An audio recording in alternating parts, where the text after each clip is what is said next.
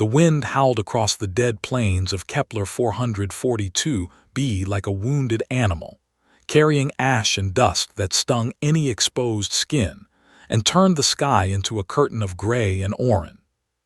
Sergeant Marcus Cole pulled his breathing mask tighter and squinted through the storm at the wreckage ahead of him. A massive ship, half buried in volcanic rock and twisted metal, scattered across the landscape like broken bones. He had been working salvage runs on this forgotten world for 3 years now, picking through the remains of vessels that crashed on this harsh frontier planet, and he had seen plenty of death in that time. But this ship was different. The design was elegant, almost beautiful despite the destruction, with curves and angles that spoke of technology far beyond anything humans had built, and Marcus recognized the symbols etched into the hull immediately. Velkari. His heart beat faster as he approached the wreck, because the Velkari sovereignty was one of the most powerful empires in the known galaxy, an ancient civilization that had mastered space travel when humans were still living in caves. They viewed humanity as primitive newcomers, barely worth acknowledging, and contact between the two species was rare and usually cold. What was a Velkari ship doing out here on the edge of nowhere? Marcus climbed through a tier in the hull and activated his helmet light, the beam cutting through the darkness inside the vessel and revealing a scene of chaos and tragedy.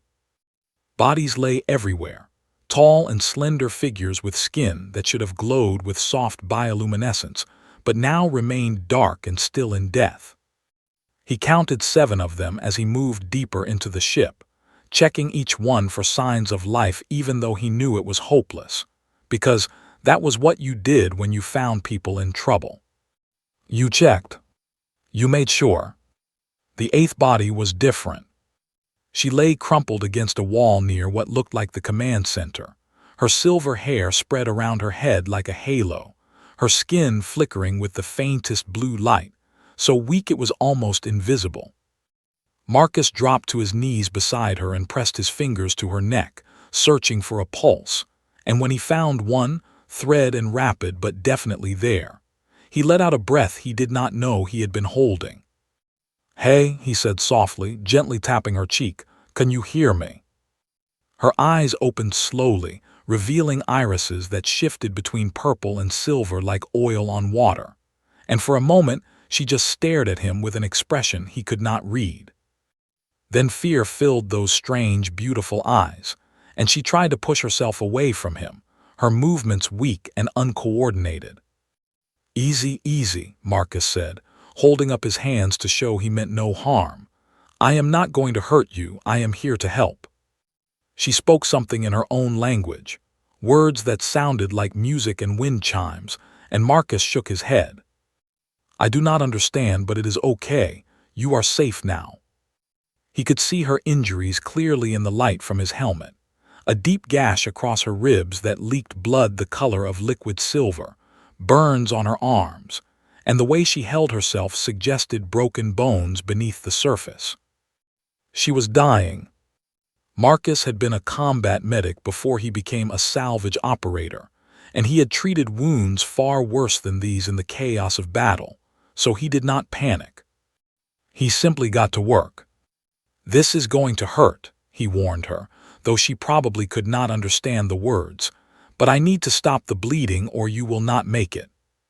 He pulled supplies from his emergency kit and began treating the wound on her side, his hands steady despite the circumstances, his voice calm and reassuring as he worked. The Velkari woman watched him the entire time with those shifting eyes, her fear slowly giving way to something else, confusion, perhaps, or curiosity.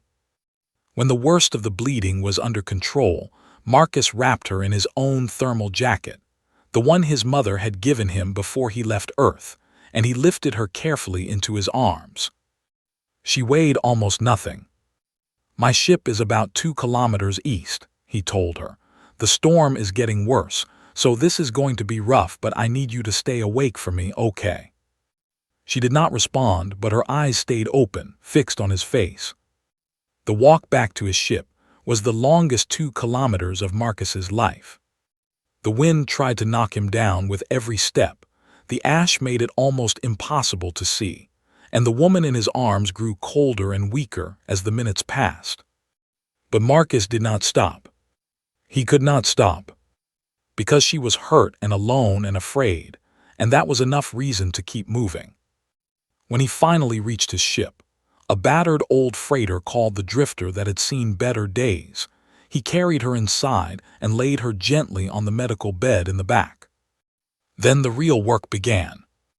Marcus spent the next 3 days barely sleeping, using every bit of medical knowledge he possessed to keep the Velkari woman alive. Her biology was different from humans in ways that made treatment complicated, so he had to improvise, synthesizing medicine from his limited supplies and adjusting dosages through careful trial and error. He talked to her constantly during those long hours, even though she was unconscious most of the time, because he had learned during the war that the sound of a friendly voice could sometimes reach people even when nothing else could. He told her about Earth, about the small town in Montana where he grew up, about his mother who made the best apple pie in the world and his father who taught him how to fix anything with enough patience and the right tools. He told her about the war that had broken something inside him, about the friends he had lost, about the nightmares that still woke him up some nights with his heart pounding and his hands shaking. He told her that she was going to be okay, that he would not let her die alone on this forgotten rock at the edge of space. On the 4th day, she finally woke up. Marcus was dozing in a chair beside the medical bed when he heard her move, and his eyes snapped open to find her watching him with an alert and clear gaze. "Hey there," he said with a tired smile. "Welcome back." She spoke again in her musical language, and this time Marcus tapped a device on his wrist, a basic translator he had dug out of storage. "Who are you?" The translator rendered her words in a flat, mechanical voice. "My name is Marcus Cole," he replied. "I found your ship crashed about 50 kilometers from here. You were the only survivor. I am sorry." Something flickered across her face at that news, grief perhaps, but she controlled it quickly in a way that seemed practiced. "I am Elindra Velthas," she said, "third daughter of the sovereign emperor of the Velkari." Marcus blinked. A princess. He had rescued an alien princess. "Well," he said after a long moment of silence, "that is definitely not what I expected when I woke up this morning."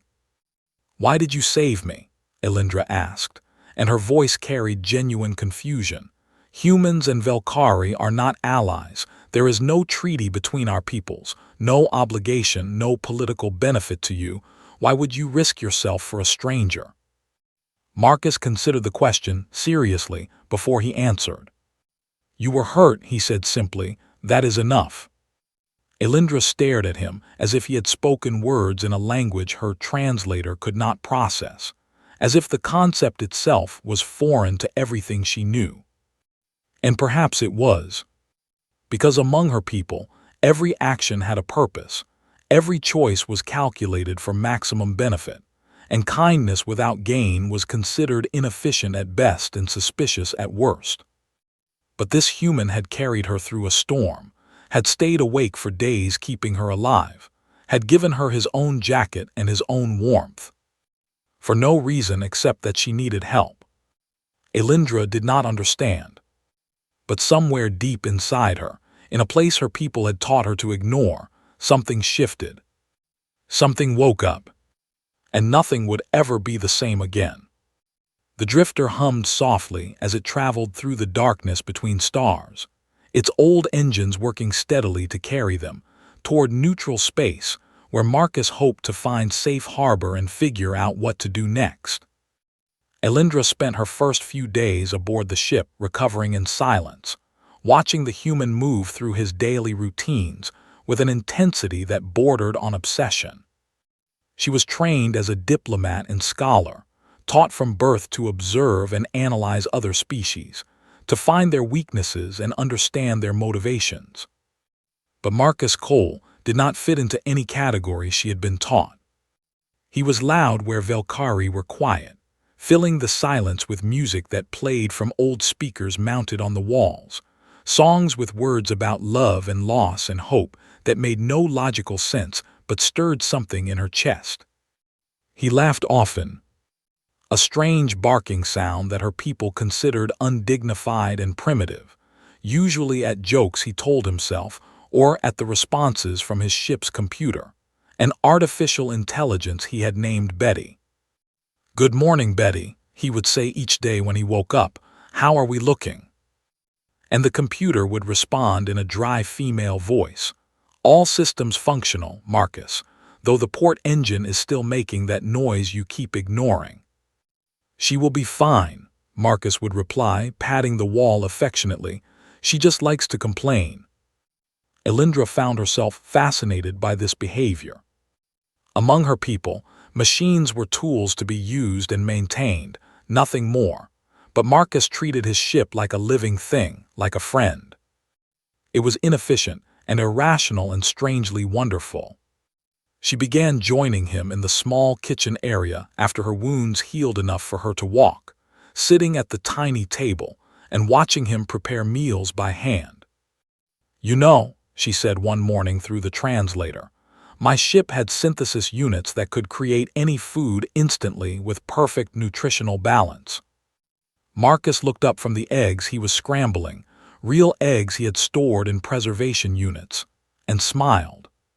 "Where is the fun in that?" "Fun?" Elindra tilted her head. "Food is fuel for the body. It serves a biological function. What does fun have to do with it?" "Everything," Marcus replied, sliding a plate in front of her. "Cooking is not just about feeding yourself. It is about creating something, about taking time to care for yourself and the people you are feeding, about the smell and the texture and the experience of it all." He sat down across from her with his own plate. "Try it," he urged. "Tell me synthesis food tastes better than this."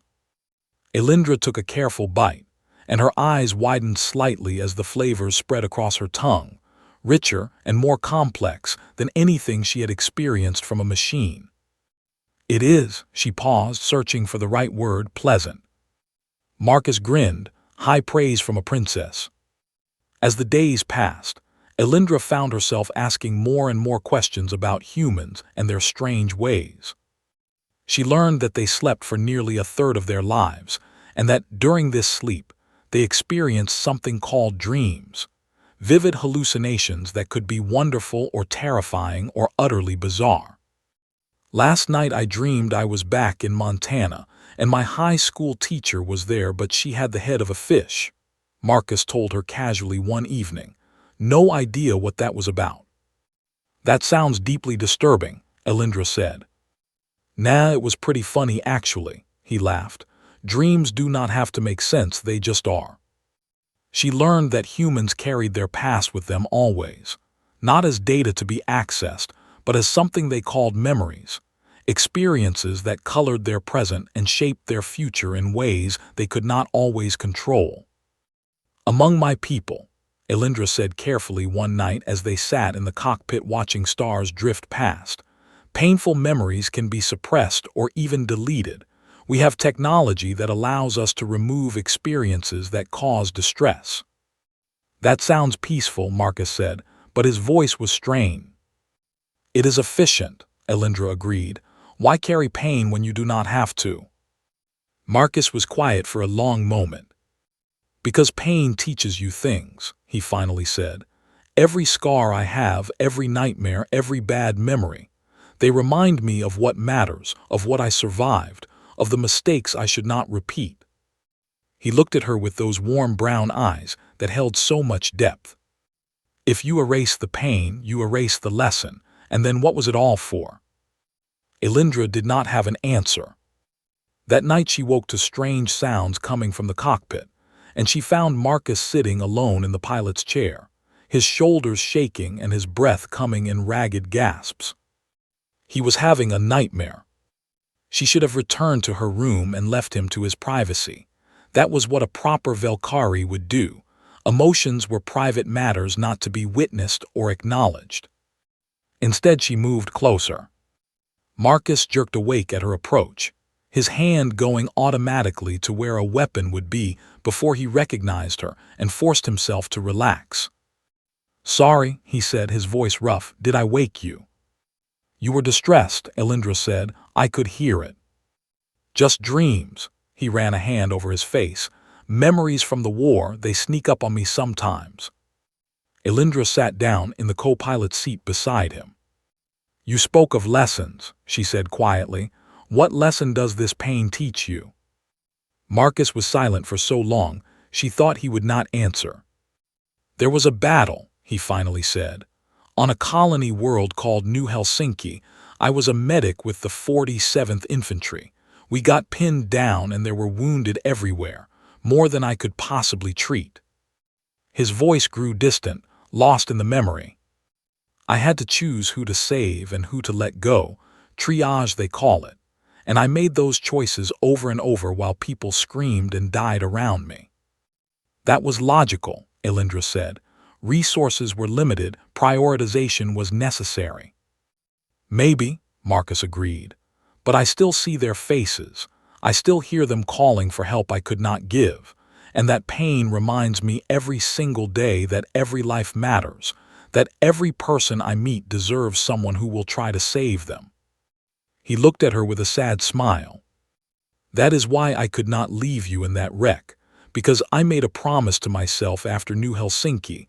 I promised I would never stop trying, no matter how hopeless it seemed." Something broke open inside Elindra then. Some wall she had built to contain feelings her people taught her were weaknesses. She reached out and took his hand. The contact shocked them both. Velkari did not touch casually, did not offer comfort through physical connection, but her hand stayed where it was, her cool fingers wrapped around his warm ones. "Your pain is visible," she said softly. "Among my people that would be considered shameful, but I think perhaps we are wrong." Marcus stared at their joined hands, then back at her face. "Maybe pain is not the enemy," Elindra continued. "Maybe it is simply part of being alive." "Now you are getting it," Marcus said, and his smile was genuine this time. They sat together in the cockpit as the stars wheeled slowly past, two people from different worlds connected by something neither fully understood. But somewhere far behind them, across the vast distances of space, a Velkari war fleet had received word that the third princess was missing. And they were coming to bring her home, whether she wanted to return or not. Nexus Station hung in the void like a city suspended in darkness, its massive rings spinning slowly to generate gravity, while thousands of ships came and went from its docking bays. It was neutral territory, a place where 100 different species conducted business and settled disputes without the complications of competing jurisdictions, and Marcus had hoped it would be safe enough to figure out how to return Elindra to her people properly. He was wrong. They had barely finished docking when the station's communication system crackled to life with an official announcement. A Velkari diplomatic delegation had arrived and was requesting the immediate transfer of Princess Elindra Velthos to their custody. "That was fast," Marcus muttered, checking the charge on his sidearm out of habit. Elindra stood beside him, her expression unreadable as she listened to the announcement repeat in multiple languages. "They tracked my biosignature," she said quietly. "Every member of the royal family carries an implant that broadcasts our location. I should have remembered." "Can you disable it?" "Not without surgery." She looked at him with those shifting eyes. "You should leave, Marcus. Take your ship and go before they connect you to my rescue. There is no reason for you to become involved in Velkari politics." "Too late for that," Marcus replied. "Besides, I am not leaving you to face this alone."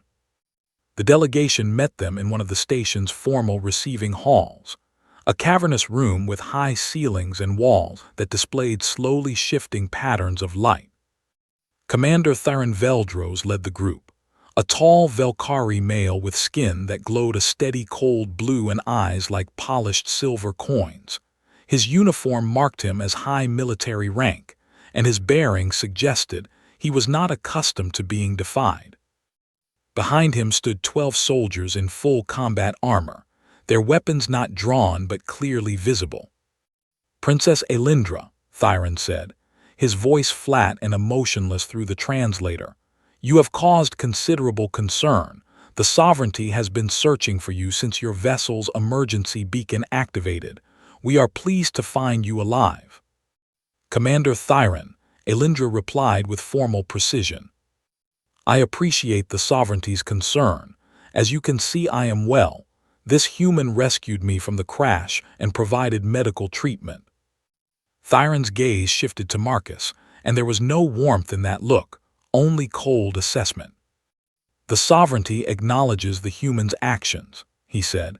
"Compensation will be provided for his services. You will now accompany us back to sovereignty space, where you will undergo standard recovery protocols." "What protocols exactly?" Marcus asked, stepping forward. Thyron looked at him, as one might look at an insect that had learned to speak. "That is not your concern, human. It is if it involves someone I helped save." For a moment, something flickered in Thyron's expression, surprise perhaps or disgust. "The princess has been exposed to human influence for an extended period," he said, as if explaining to a child. "This exposure may have contaminated her cognitive processes with emotional irregularities. Standard protocol requires cognitive realignment to correct any damage." Marcus felt his blood run cold. "Cognitive realignment," he repeated. "You mean you are going to erase her memories?" "We will remove the contamination," Thyron corrected. "The princess will be restored to her proper state. She will not remember this unfortunate incident or the time she spent with you. It is the most efficient solution." Marcus looked at Elindra and saw something in her eyes he had not seen before, fear mixed with defiance. "And if she does not want this procedure?" he asked. Thyron's expression did not change. "The princess understands her duty to the sovereignty. Personal preferences are irrelevant when the stability of the empire is concerned." "No." The word hung in the air like a thunderclap. Everyone turned to look at Elindra, who had spoken the single syllable with a firmness that surprised even Marcus. "I refuse the cognitive realignment procedure," she said, her voice steady despite the slight tremor Marcus could detect beneath it. Thyron stared at her, as if she had suddenly started speaking in an unknown language. "Princess, you do not understand." "I understand perfectly," Elindra interrupted, and there was fire in her voice now. "You want to erase what I have learned, what I have felt. You want to delete the kindness this human showed me and pretend it never happened." She stepped closer to Marcus, close enough that their shoulders almost touched. "I will not allow it." The soldiers behind Thyron shifted uneasily, their hands moving toward their weapons, and Marcus felt the weight of his own sidearm pressing against his hip. "You have been compromised," Thyron said, and now there was something dangerous in his flat tone. "The human has clearly manipulated you, perhaps through some form of emotional weaponry our scientists have warned about. You are not thinking clearly." "I am thinking more clearly than I ever have," Elindra replied. "I have spent my entire life being told that emotions are weaknesses, that compassion is inefficient, that kindness without gain is foolish. But this human risked his life to save a stranger. He stayed awake for days to keep me alive. He gave me his warmth and his care and asked for nothing in return." She turned to look at Marcus, and her eyes were bright with something he could not name. "That is not weakness," she said. "That is strength, a kind of strength my people have forgotten." Thyron's hand moved to his weapon. "Enough, you will accompany us willingly, or we will take you by force. The human will be detained for questioning about his methods of manipulation." Marcus stepped forward, placing himself between Elindra and the soldiers, his hand resting on his sidearm but not drawing it. "She said no," he said quietly. "She is not property to be collected. She is a person with the right to make her own choices." "You dare to lecture the Velkari about rights?" Thyron's voice dripped with contempt. "Your species has existed for a mere eye blink. You know nothing of governance or order or the sacrifices required to maintain an empire." "Maybe not," Marcus agreed. "But I know that forcing someone to forget against their will is not governance, it is tyranny." For a long, terrible moment, violence hung in the air like a held breath. Then station security arrived, a mixed group of species in neutral gray uniforms, drawn by the commotion and clearly unhappy about weapons being displayed in their halls. "This is neutral territory," the security chief announced, a massive reptilian creature with scales the color of rust. "Whatever dispute you have must be resolved through proper diplomatic channels. No one is taking anyone by force on my station." Thyron's jaw tightened. "This is not over," he said, his eyes fixed on Marcus. "The sovereignty will have what belongs to it. We will return with a fleet if necessary." He turned sharply and marched toward the exit, his soldiers falling in behind him. "You have made a grave error, Princess," he called over his shoulder, "and you, human, have made an enemy of an empire." The doors closed behind him. Elindra let out a breath she had been holding, and Marcus could see her hands trembling slightly. "They will come back," she said. "They will bring ships and soldiers, and they will not be stopped by station security." "Then we should not be here when they return," Marcus replied. He took her hand gently, giving her the choice to pull away if she wanted. She did not. "Why?" she asked as they hurried toward the docking bay where the drifter waited.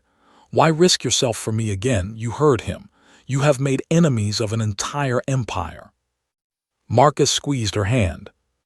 "Because you asked me not to let them take you," he said simply. "That is enough." Elindra stared at him as they ran through the station's crowded corridors. This strange, impossible human who valued one person's choice over his own safety. And she realized that she would follow him anywhere. Because for the first time in her long and carefully controlled life, someone had shown her what it meant to truly matter. They ran for 3 weeks through the darkest corners of space, jumping from system to system, hiding in asteroid fields and abandoned stations, always one step ahead of the Velkari hunters. Marcus knew every smuggler route and forgotten waypoint from his years working the frontier, and he used that knowledge to keep them alive while they figured out their next move. Elindra spent those weeks learning more about humanity than any Velkari scholar had ever documented, watching Marcus adapt to each new challenge with a flexibility her people would have called chaotic, but she was beginning to understand as creative. She also spent those weeks thinking about her empire. "They will never stop hunting us," she said one evening as they drifted in the shadow of a dead moon. "We can run forever and they will still come. They do not forgive defiance." "Then what do you want to do?" Marcus asked. Elindra was quiet for a long moment. "I want to go home." Marcus looked at her sharply. "Back to Sovereignty Prime. That is suicide. They will have you in a realignment chamber before you can say a word." "Not if I speak first." Elindra's eyes glowed with determination. "I am still a princess of the blood. I have the right to address the High Council directly. It is ancient law that even my father cannot ignore." "And what will you say?" "The truth," she replied. "I will tell them what I have learned, what you have shown me. I will tell them that they are wrong about humans, wrong about emotions, wrong about everything they have believed for 10,000 years." Marcus stared at her. "You really think they will listen?" "I do not know," Elindra admitted. "But I have to try. I cannot spend the rest of my life running while my people remain trapped in a prison of their own making. They have forgotten how to feel, Marcus. They have taught themselves that connection is weakness and isolation is strength, and it is killing them slowly." She reached out and took his hand. "You saved my life on Kepler 442b, but what you really saved was something deeper. You woke up a part of me that had been sleeping since I was a child, a part my people tried to delete from my soul." Her fingers tightened around his. I cannot let them do that to anyone else. Marcus was quiet for a long time, studying her face in the dim light of the cockpit. If we do this, he finally said, we do it together. I am not letting you walk into that palace alone. They will kill you, Elendra said softly. Maybe, Marcus shrugged, but you were hurt and alone once, and I did not walk away then. I am not about to start now. Elendra felt something warm bloom in her chest, an emotion her people had no word for because they had worked so hard to forget it existed. She thought humans might call it love. They reached Sovereignty Prime through routes that should have been impossible. Old smuggler paths that wound through unstable wormholes, and past ancient warning beacons that still broadcast in dead languages. Marcus flew like a man possessed, threading the drifter through gaps that seemed too small and dangers that seemed too great, his hands steady on the controls and his eyes never wavering. You are remarkable, Elendra told him as they slipped past the final security net and into the atmosphere of her homeworld. I am stubborn, Marcus corrected with a tired grin. My mother always said it would either save me or kill me. Jury is still out on which. Sovereignty Prime was beautiful and terrible, a world of crystal spires and floating cities, of gardens that grew in perfect geometric patterns and buildings that stretched toward the sky like frozen music. But there was something cold about it too, something empty, as if all the beauty had been carefully designed to hide an absence at its heart. They landed in the shadow of the Imperial Palace and made their way through service corridors that Elendra remembered from her childhood, when she had explored them in secret against all rules and protocols. Guards found them eventually, of course. But by then, they had reached the doors of the High Council chamber, and Elendra invoked her right of address before they could be dragged away. The sovereign emperor himself sat upon the crystal throne, an ancient Velkhari whose skin glowed with power that came from centuries of accumulated authority, and his eyes fixed upon his daughter with an expression that might have been anger or might have been nothing at all. Elendra, he said, and his voice echoed through the vast chamber where hundreds of nobles and officials had gathered. You return in defiance, bringing a human into the heart of our empire. You have much to explain. Elendra stepped forward, Marcus beside her, and she felt the weight of every eye upon them. I have come to speak the truth, she said, and her voice carried clear and strong. I have come to tell you that everything we believe about humanity is wrong. Murmurs rippled through the assembly. We call them primitive because they feel, Elendra continued. We dismiss them as chaotic because they love. We consider them weak because they allow themselves to hurt and grieve and hope. She gestured toward Marcus. This human found me dying in the wreckage of my ship. He had no reason to help me. No treaty obligated him. No reward awaited him. I was nothing to him but a stranger in pain. Her voice grew stronger. And he saved me anyway. He carried me through a storm. He stayed awake for days healing my wounds. He gave me his warmth and his care and asked for nothing in return, not because he wanted something from me, but because he could not stand to see someone suffer when he had the power to help. The chamber was silent now, every Velkhari listening with expressions they could not quite control. That is not weakness, Elendra declared. That is strength, a strength we have forgotten, a strength we have deliberately erased from ourselves because we were afraid of what it might make us feel. She looked directly at her father.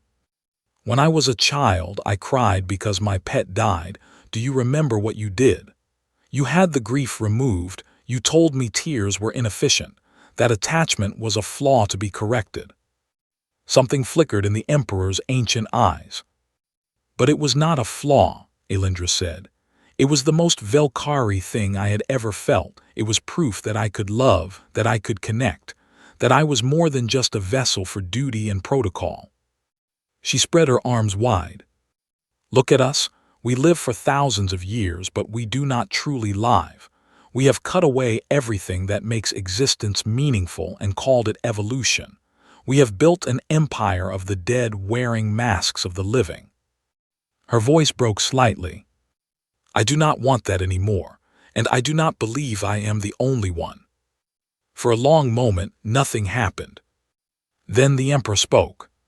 "You are compromised," he said coldly. "The human has infected you with emotional instability. Guards, take her to the realignment center. Take the human to detention for termination." But as the guards moved forward, something unexpected happened. A young noble in the assembly stood up. "Wait," she said, and her voice trembled, but she did not sit down. "I want to hear more." Then another stood, and another and another. "She speaks of things I have felt," an old counselor said, his voice shaking. "Things I thought were broken in me, things I was ashamed of."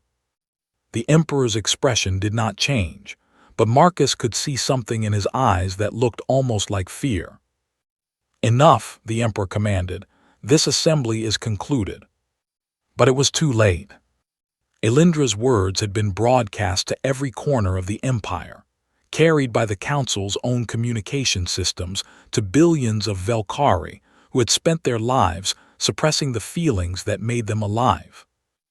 And for the first time in 10,000 years, they began to remember what they had lost. Within hours, the protests began.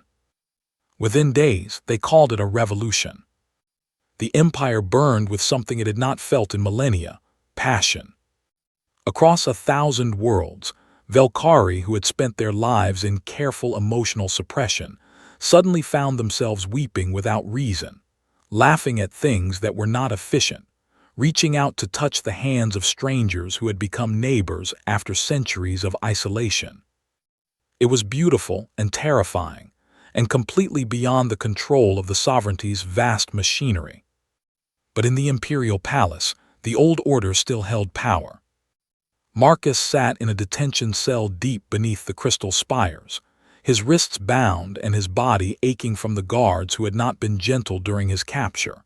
And he thought about Elindra somewhere above him, probably being prepared for the procedure that would erase everything she had become.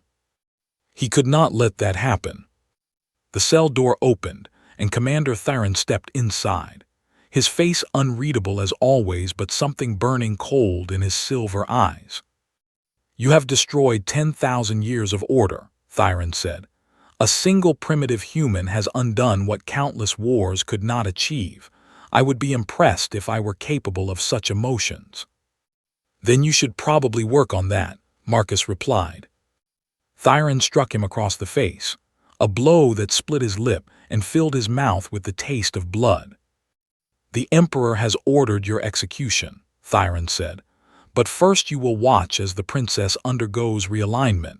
You will see everything you fought for erased, and then you will die knowing your efforts meant nothing." "You are afraid," Marcus said, spitting blood onto the floor.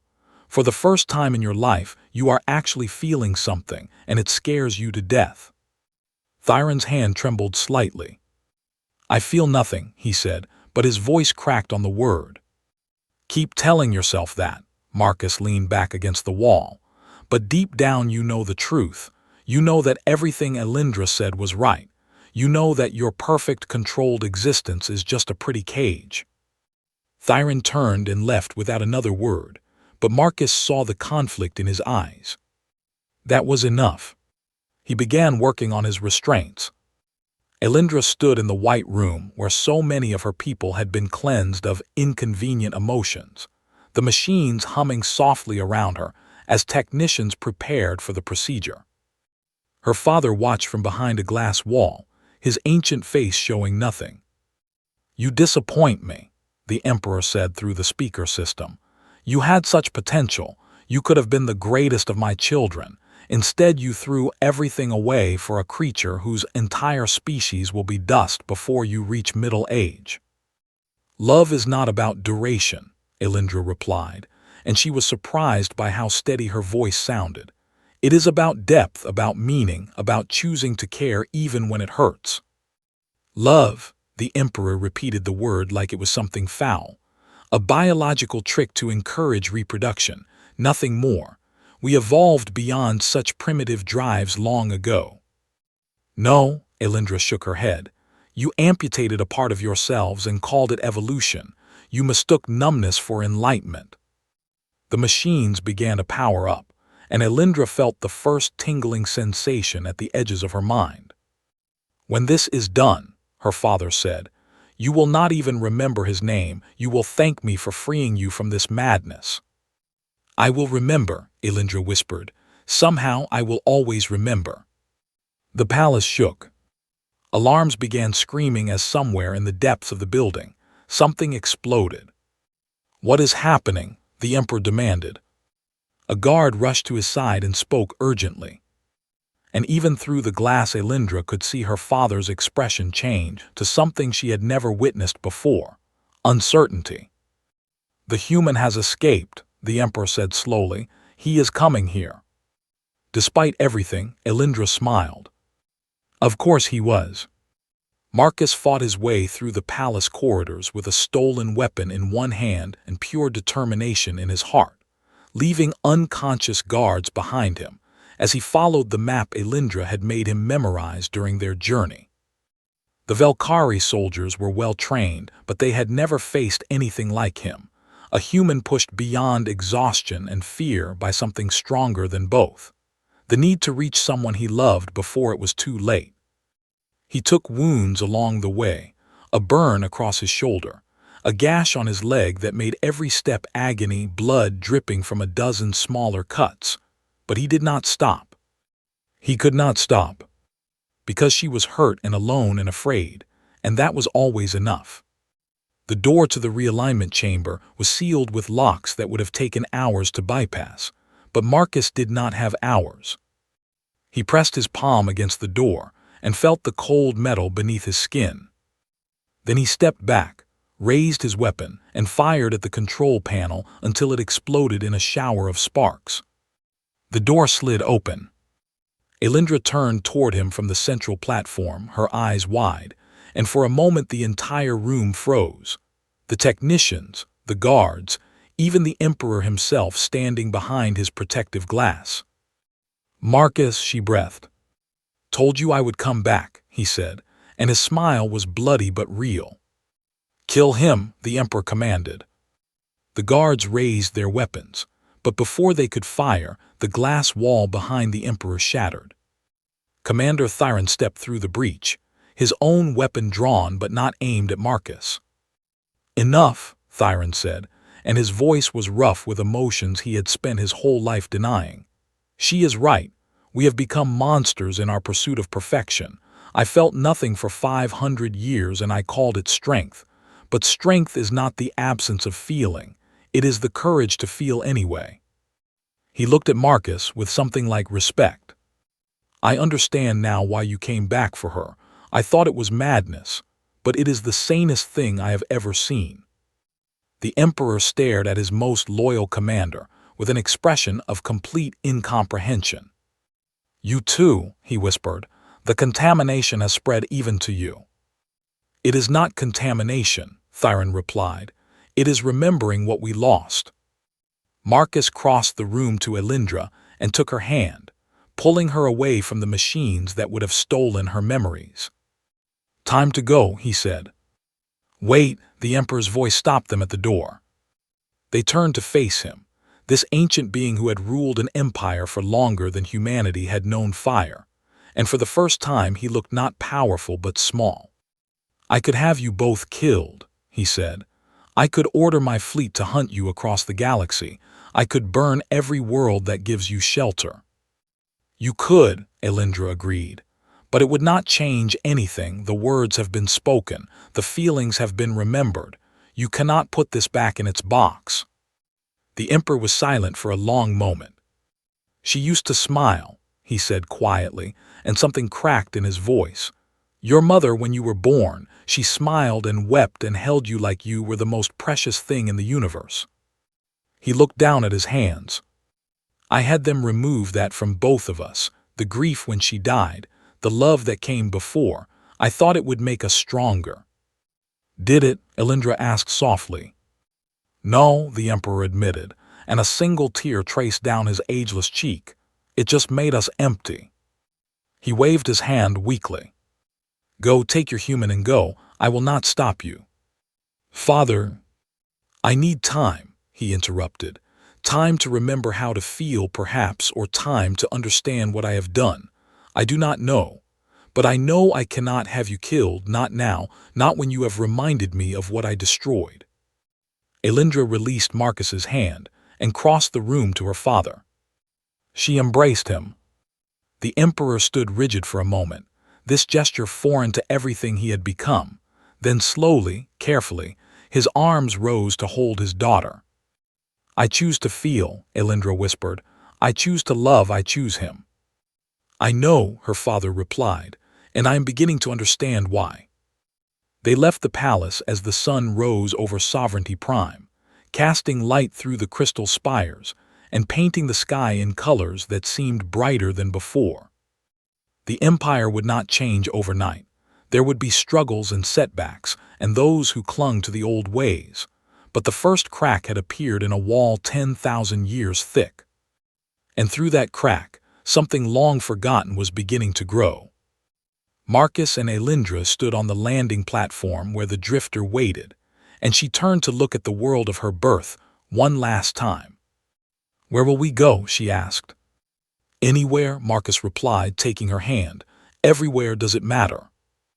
Elindra looked at this impossible human who had crossed an empire to save her, who had taught her that weakness could be strength, and pain could be wisdom, and love could be the most powerful force in the universe. No, she said, and she smiled with her whole heart. It does not matter at all as long as we go together. They walked onto the ship, and the engines hummed to life, and the drifter rose into the sky, carrying two people who had changed everything simply by refusing to stop caring. And across the galaxy, on 1,000 worlds, the Velkari began to remember how to feel. It started with tears. It ended with something that looked very much like hope.